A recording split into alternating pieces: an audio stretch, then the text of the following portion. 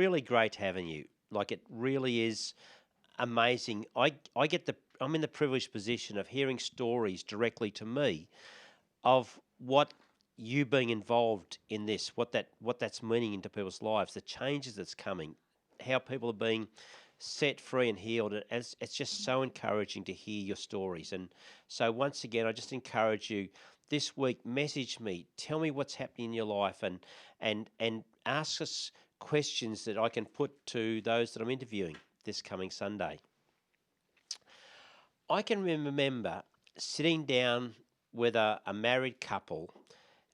Their marriage was in a mess. They had been no sexual intimacy for a long, long time. It was like they were living separate lives, and they didn't understand each other.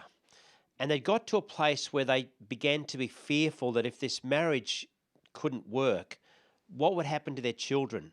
What would be the impact on them? And so they asked me to come and sit down with them, and we had this chat this day. But see, the problem was they were both very emotionally damaged from experiences that happened in the past, in their childhood, growing up, different expectations they carried into this marriage. And I guess the issue is, how can you build any relationship without emotional health? Because these were really great people. If you met them, you would like them. They're wonderful people, but they were just struggling in this most precious, vulnerable part of their life. Without emotionally healthy responses, we end up in a cycle where we feel hurt. We get let down by people. We may things may work for a little while, whether that be at work or in a friendship or a family, but then eventually someone lets us down and we realize we just can't trust them. And so we get to a place where the cycle just keeps going. And so how do we change that? Because it feels like people just don't understand you, or worse, they misunderstand you. For a long time in my life, when I retold stories of things that were happening in my life, it always seemed to come down to the fact that all my problems were the cause of someone else. Until I came to a very painful truth that perhaps people are actually reflecting back to me my own struggles with emotional health and my immaturity. If you'd known me when I was 18, I'm telling you, I was a very immature idiot. That's it. That's who I was, right? But then I started to grow up a little bit, and I got married when I was 21, and I can remember in this first year of marriage, there was a moment, Coral and I lying in bed, and I had this brilliant idea. I thought I could reassure Coral, just give her some confidence about the future. So I rolled over and I said to her, you know, Coral, if you died, I'd be okay because I'd marry Kerry. Like Kerry was my ex-girlfriend. She wasn't. I don't think Kerry would have been really excited about that idea, but I had this idea. Now that didn't go well. It wasn't the moment of my highest emotional intelligence. I'm telling you, and that's just an immaturity. It's a not understanding the other person, and causing grief in that moment. And Paul, when he's writing to the Romans, he wrote this in chapter 12 of Romans, and he says, if it's possible, as far as it depends upon you, live at peace with everyone. Now, you and I both know that that's not possible, but Paul's saying, as far as it depends upon us. Now, we aren't responsible for other people's reactions, but there's this huge place that we play our response to people and what they do, and how we interact with them. It has a dramatic effect. It's called the law of second response. It's a moment in a relationship where something's happened, and now how you respond, whatever you do in the next moments or two, or how you respond, that will determine the whole future direction of this relationship. It's the law of second response. And Jesus talked about it when he said, in that Roman times, the soldiers could force you to carry their heavy stuff, their backpacks and all their gear, their daily stuff, a certain distance. And Jesus said, if someone forces you to do 1 lap, 2 Ks, do 4. Surprise them. If someone wants to loan something from you, give it to them and don't expect it to come back. If they're wanting to grab your cap, give them your shoes as well. Like and he said something that's really probably a little bit out there. He said, if someone smacks you in the face, let them have a go at the other side. Now, Jesus was exaggerating to make the point. He's not expecting you to stay or anyone to stay in an abusive relationship. But Jesus and Paul are talking to us about our responses and how they impact on the relationships around us. When I was in year 9 at school, we had this class and it was called Religious Education. And a local minister from the town would come and teach the class about Jesus stuff, right? Well, at the start of this class, I found this nail. Now, there was a kid in my class in year 9, I just did not like him. I can't tell you why, I can't remember why I didn't like him. And I grabbed this nail and I bent it and I got a rubber band and I pulled it right back and I went and I flicked it across and it went smacked him in the face. Well, he didn't like that. He got up and he's got arms swinging everywhere and he came over and trying to thump me. Well, I had to thump him back. I got expelled from religious education for a year in year 9 because my reaction to someone I didn't like. It was so over the top. He'd never done anything like that to me. But see, that's what the punishment mindset does. We do things far worse to someone else than what they've ever done to us. But see, living in grace enables us to respond differently. But see, I told you, I was an immature idiot. And I was worse in year 9 than when I was 18. But the starting point for emotional health and maturity is a place you may not be expecting. It's a place that if we can get to, it does change everything. And this is the place to get to. It's accepting our limitations. Now, our culture doesn't teach us that. Our worldview is far different from that. In fact, our society tells us that if you can achieve anything you set your mind to, that you don't have to let anyone limit you, that there are no limits. But see, that's not true. In every 24 hours, you need some sleep. I need sleep to function. I've tried it without it. It doesn't go well. From the day you were born, you've been aging. It's true. Like all the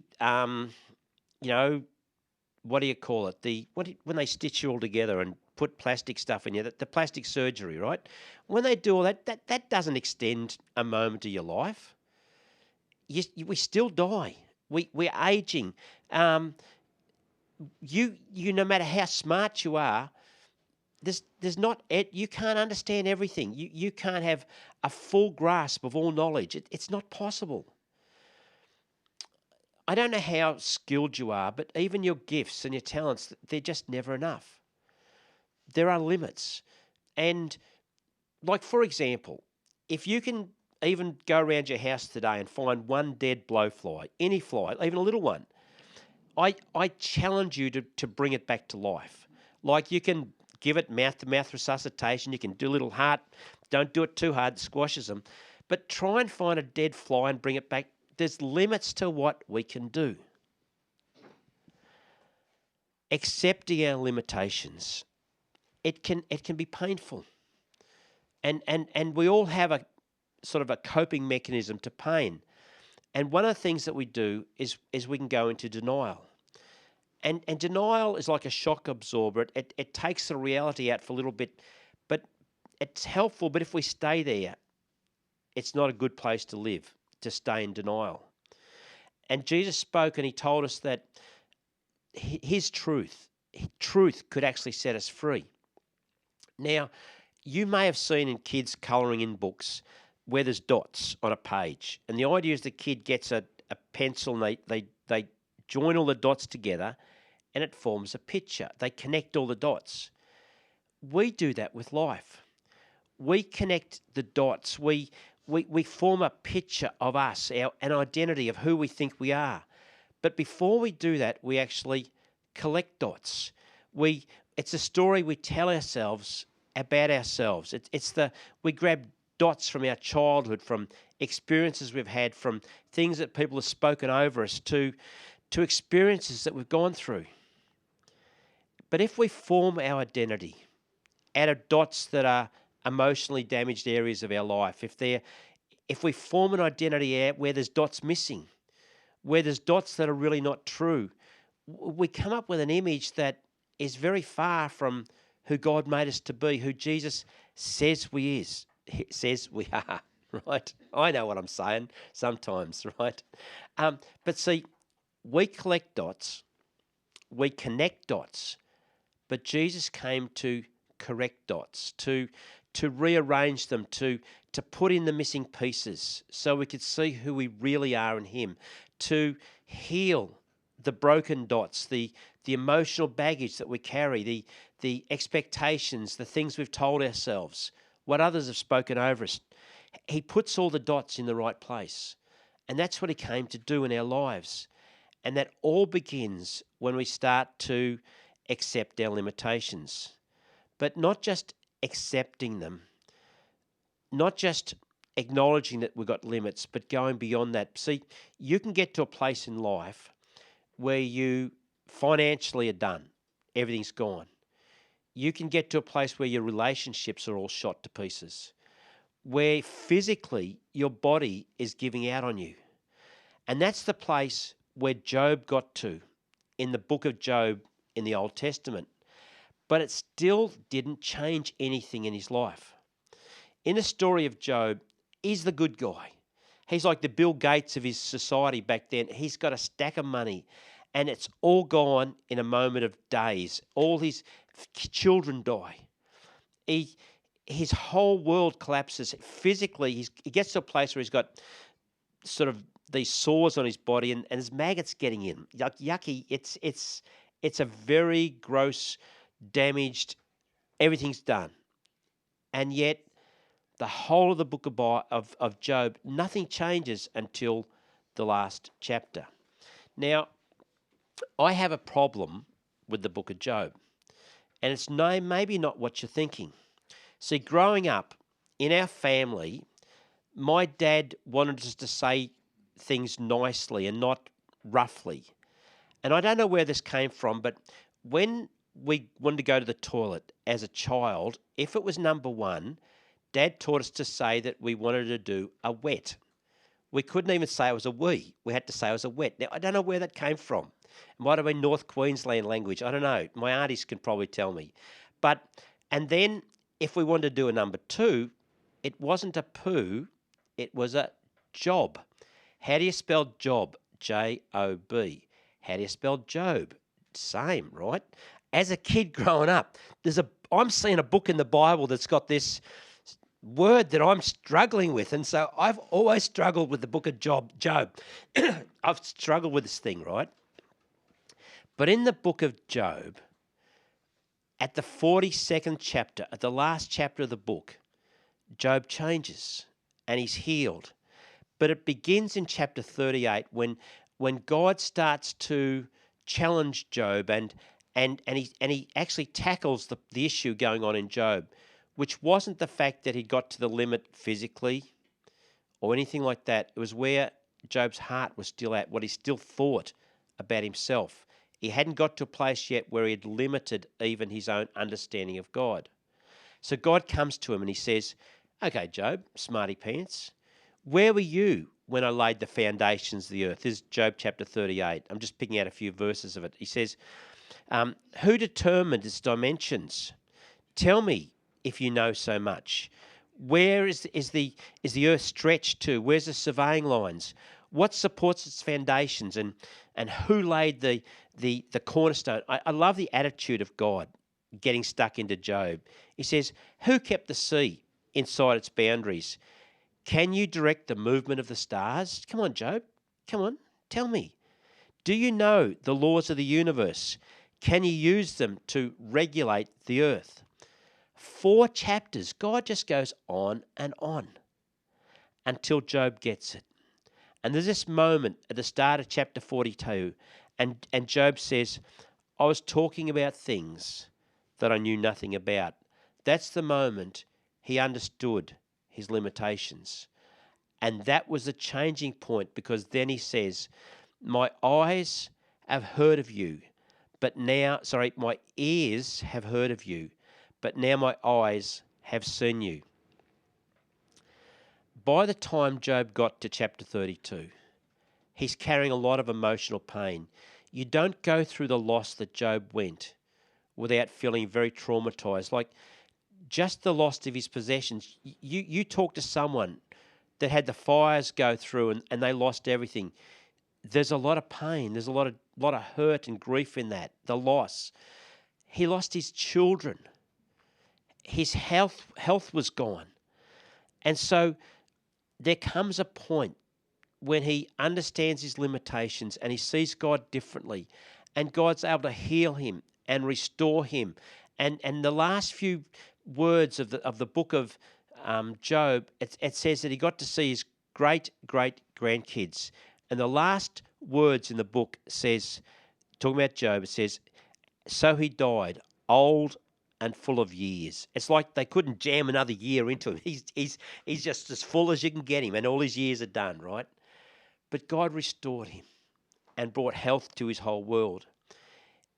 Accepting our limitations began the healing process for Job, and it does for us. It was a change of identity for Job. It brought emotional healing. See, knowledge of God and knowledge of self are interconnected. You can't separate them. Job had collected the dots. He connected the dots, but God came and corrected them for him and showed him who he really was and who he could be in God. Yesterday, Jesse and I, my grandson, were travelling to Melbourne, and I was listening to a podcast of Kerry Newhoff, and he was interviewing a lady called Lisa Turkhurst, that's it. And she's just written a book, and it's called Forgiving When You Can't Forget. And she introduced this concept in this interview of collecting the dots from the past, of connecting them and forming a picture of who we are, and how God came to correct the dots, to show us how he sees us, to bring his truth, to shine that on our life. Now, as Lisa was telling her story, part of her story and why she wrote this book is the fact that her husband has had this affair, a long-term affair, and it destroyed her world, her Christian husband and who she trusted, and it destroyed her world and it destroyed their marriage. And this book is the painful journey of forgiveness and restoration. It's not in the book, but she shared this in the interview, this story of as she grew up, all the damage that she had experienced as a child had led her to a shame story over her life. And this shame story, which she interpreted the dots through, the shame story was that she had this fear that she didn't want to be an inconvenience to people. She didn't want to be a nuisance or people would reject her. And her husband, as he grew up, he had developed this shame story that he was not good enough. He just felt, I'm not good enough. And so he interpreted all the dots of his life. And he came up with a picture in his identity, I'm not good enough. And then they got married. And they love each other. This husband and wife, they've raised kids. But throughout this first stage of their marriage, whenever he would try to express love to her by doing something for her, he'd offer to do something, and she'd say, no, I can do it myself. But what he heard was, no, you're not good enough to do it. And so the broken dots that we form pictures from, they can be devastating to relationships. It's why Jesus came to correct them, to rearrange them, to bring healing into these areas. There was a day when the laser gaze of Jesus looked at a big, tough fisherman, and he said, Simon, son of John, I know your story. I know who you are. But that's not who you're meant to be. That's not the picture of really who you are, because you just think you're a weed a reed that just blows in the wind, but I'm going to call you Peter. You're going to be a rock. You're going to be solid. You're going to be stable. And the laser gaze of Jesus looked into a man and said, you are, but you shall be. And he changed his identity. But do you know what? It didn't happen in that first week. 3.5 years of hanging out with Jesus, emotionally up and down all over the place. The night Jesus was arrested, he grabs a sword and he whacks off an ear off one of the guards, and that night he denies Jesus, even denies he knows him, and he runs off into the dark, and it says that he wept bitterly. But Jesus told Peter before all that happened that he had been praying for him. He said that there's an enemy, Satan. He said that he wants to sift you like wheat. Now, that word sift is used only once in the whole of the New Testament, and Jesus used it deliberately. And it simply means to shake, and it's about inward agitation. What a brilliant picture of a description of our emotions out of control. It's a shaking, it's a inward agitation going on inside us. And Peter got to the end of his limits that night when Jesus was arrested. But it didn't change him. What changed him was an event called the resurrection. When he got a revelation of who Jesus really was, he got a revelation of who he was. And it was the grace of Jesus, not the punishment, that restored him when he failed. And out of that, Peter got a new identity, and he became one of the heroes of the new church, the early church, the strong leaders. And you know what? That's meant to be our story. It's meant to be your story of a revelation of Jesus and a revelation of who you are. And in that, healing will come. So over the next few weeks, we're going to keep unraveling this. It's not all going to happen. You're not going to get all the answers you want in 1 week. But a starting place is to understand we all have limitations. But if we can get to the end of our limitations and see that God has answers that we don't, that's when true healing starts to take place. So thank you for being with us this morning. I'm going to hand back to Steve. And next week we've got an interview with my sister Rosalie and Jeff, and we're going to keep building upon this. So thank you.